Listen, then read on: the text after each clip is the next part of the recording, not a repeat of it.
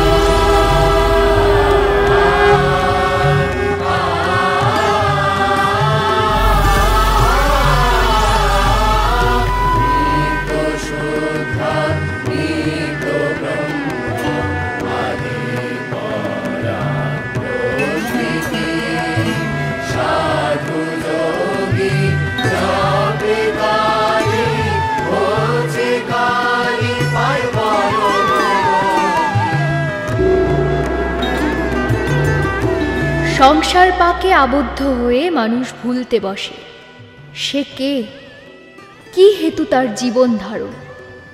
মায়ায় জর্জরিত মানুষ পুনরায় সেই মায়াকেই স্মরণ করে, মায়া হতে মুক্তি লাভের আশায়। সেই মায়াই হলাম আমি, কৈবল্যের কারণভূতা। অনাদিকাল হতে এই বিশ্ব চরাচরে আমি একমাত্র চিরন্তন।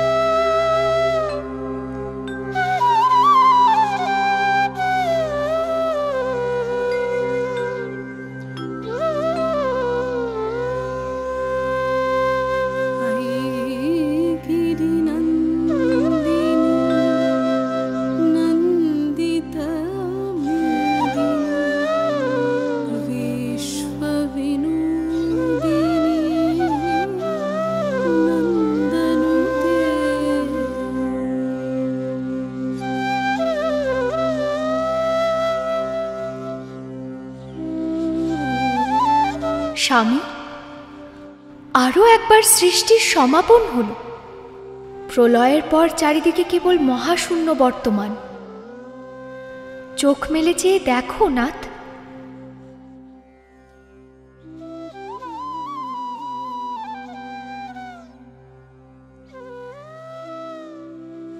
এই মহাশূন্যে তো দেখছি রূপ, রস, গন্ধের লেশ মাত্র নেই। পুষ্পের সুবাস নেই, পক্ষীর কলরব নেই, প্রাণের স্পন্দন নেই।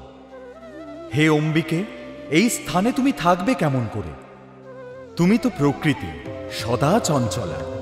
তোমার এই চাঞ্চল্যের কারণে অবশ্য কেউই তোমায় ধরে রাখতে পারে না হে দুর্গে। আমি তবু পুরুষ, এই স্থানেই স্থিত হতে সক্ষম। সমাধিস্থ হয়ে অনন্তকাল পার করতে পারব। হে বিভূতিভূষণ, বিস্মৃত হইও না। জীবনের বীজ বপন হেতু পুরুষ এবং প্রকৃতির মিলন আবশ্যক।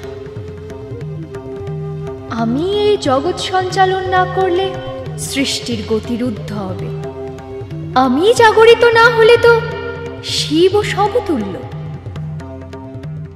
হে মহেশ, সদা স্মরণে রেখো, আমি সেই চিরপুরাতনী আদ্যাশক্তি, কুলকুণ্ডলিনী মহাশক্তি।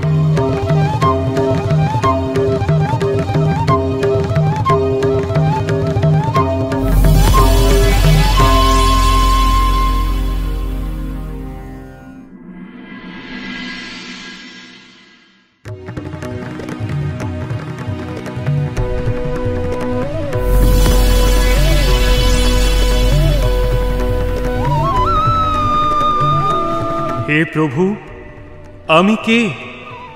কি আমার পরিচয়? আমার জন্মই বা কি হেতু? তুমি আমারই অংশজাত, তুমি আমার ক্রোধের পরিণাম। তোমার এই ঘোর রূপ 10 দিকে ত্রাসের সৃষ্টি করবে। তাই আমি তোমায় ঘোরাসুর নামে নামাঙ্কিত করলাম এবং সকল অষ্টসিদ্ধি প্রদান করলাম।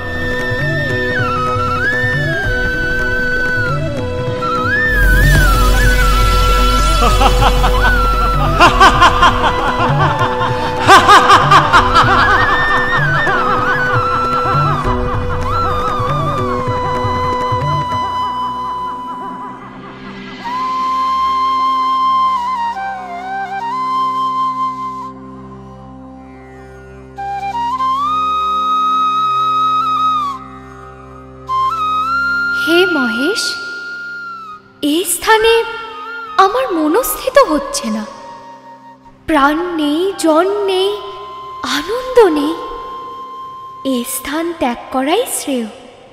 হে উমে, তুমি যথার্থই বলেছ। এই স্থানে থেকে সত্যিই আমাদের কোনো লাভ নেই। চলো আমরা বরং পশ্চিম দিকে গমন করি। সেখানে আমি এক বিরল জীবের সন্ধান পেয়েছি।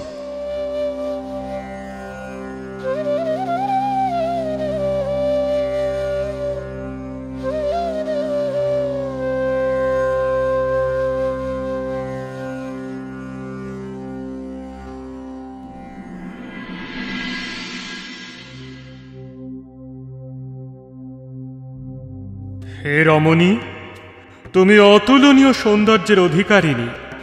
তোমায় দেখে আমি মহাসুর ঘোর বিমুগ্ধ হয়েছি। এসো, আমার সকাশে এসো। আমার অঙ্কুশায়িনী হয়ে আমার অন্তরের তৃষ্ণা নিবারণ করো। হে ঘোর, তুমি বুঝি দৈত্যকুলের ইন্দ্র? তুমি যে অপার শক্তিমান, এ বিষয়ে কোনো সংশয় নেই। তবে আমিও যে সহজলভ্যা নই। যে আমাকে রণে পরাস্ত করতে সক্ষম হবে, আমি কেবল তার কণ্ঠেই বড়মাল্য প্রদান করব, নচেত নয়।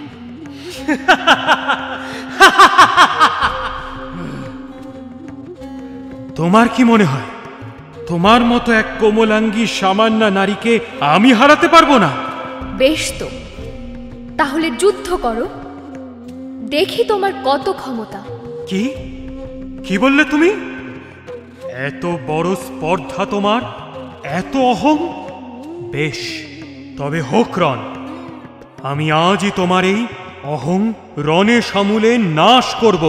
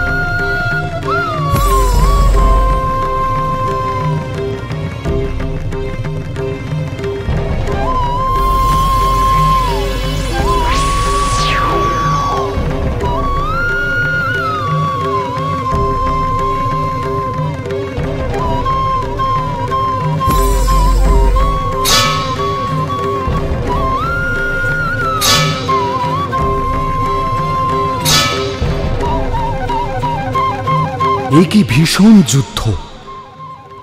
দেবী এবং ঘোরের এই দুর্ধর্ষ দ্বন্দ্ব যে ক্রমশ অসহনীয় হয়ে উঠছে।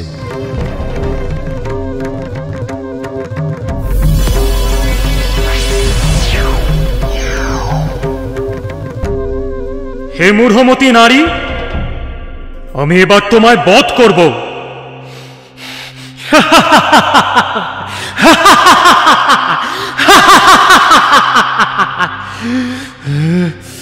বিনাশকালে বিপরীত বুদ্ধি।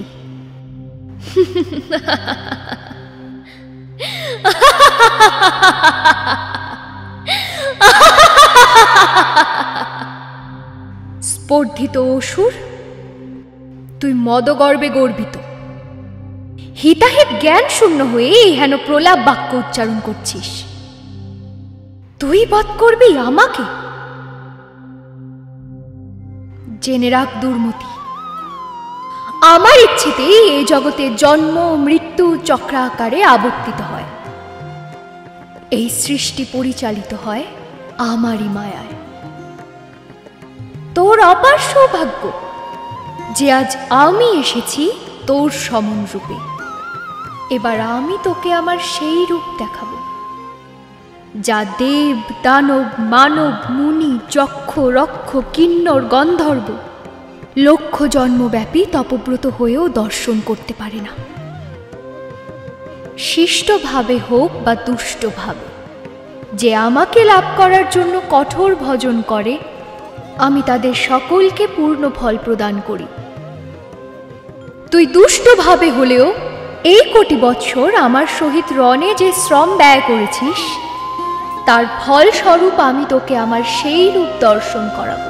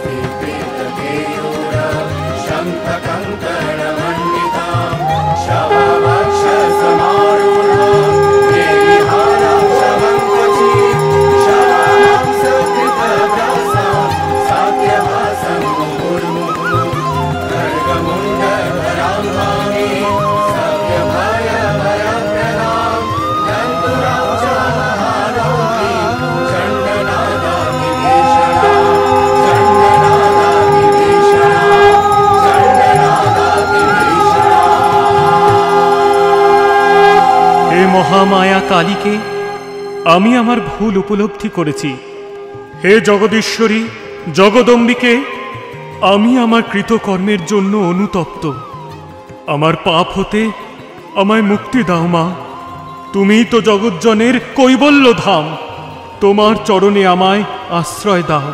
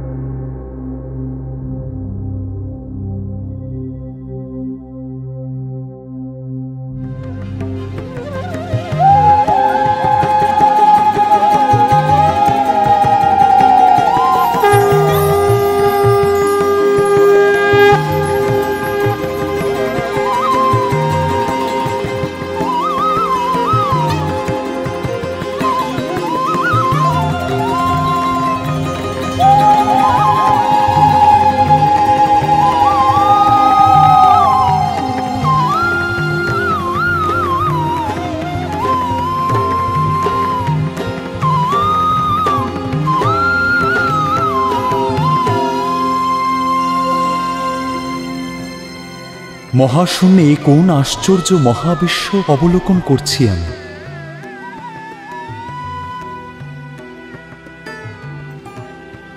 এহেন অদ্ভুত দৃশ্য যে আমি ইতিপূর্বে কখনো দেখিনি। হে দেবী, তুমি প্রসন্না হও।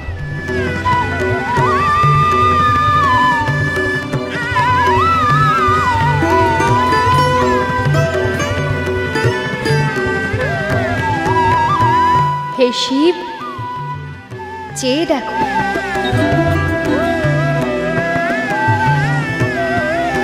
অনন্ত কোটি ব্রহ্মাণ্ড আমি প্রসব করছি। আবার অন্তিমে তা আমাতেই বিলীন হচ্ছে।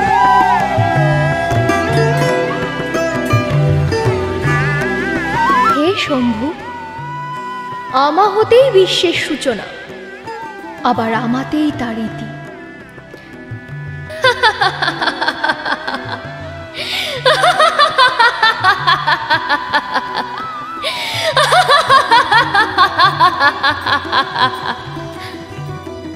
আমা বিনা এই জগতে কোনো অস্তিত্বই সম্ভব নয়। এই ত্রিজগতে কেবল আমিই সত্য, চিরশাশ্বত। আমি পরাৎপরা, পরাশক্তি, পরব্রহ্মময়ী। আমি পরম পুরুষ, আবার আমি পরমা প্রকৃতি। আমি ক্লীব, আবার আমি জীব জগতের মূল। সত্য, রজ, তমগুণ ধারণ করে আছি। আমি ত্রিগুণ অবলম্বনে ব্রহ্মা, বিষ্ণু ও রুদ্র। আবার আমি প্রকৃতি স্বরূপা হয়ে তাঁদের চালিকা শক্তিরূপে বিরাজমানা। হে মহেশ, আজ কৃপা বশে আমি এই কালী মূর্তি ধারণ করেছি।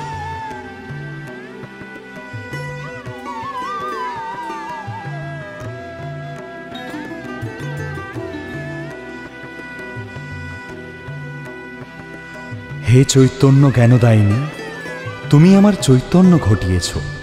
তুমি আমার চিৎকমলে স্থিত হও। আমার চিত্ত বহুকাল ব্যাপী ব্যাকুল, তাপদগ্ধ হয়ে রয়েছে। হে দেবী, হে মাতা, শক্তি বিনা শিব যে সব মাত্র। তাই তোমার চরণ পদ্ম বক্ষে ধারণ করে আমি পরমানন্দ লাভ করতে চাই। দে মা চৈতন্যময়ী আমার চেতনা চৈতন্য করে, দে মা চৈতন্যময়ী তোর ভাব সাগরে ভেসে আমি, তোর ভাব সাগরে ভেসে আমি হব মা তোর পদাশ্রয়ী, আমার চেতনা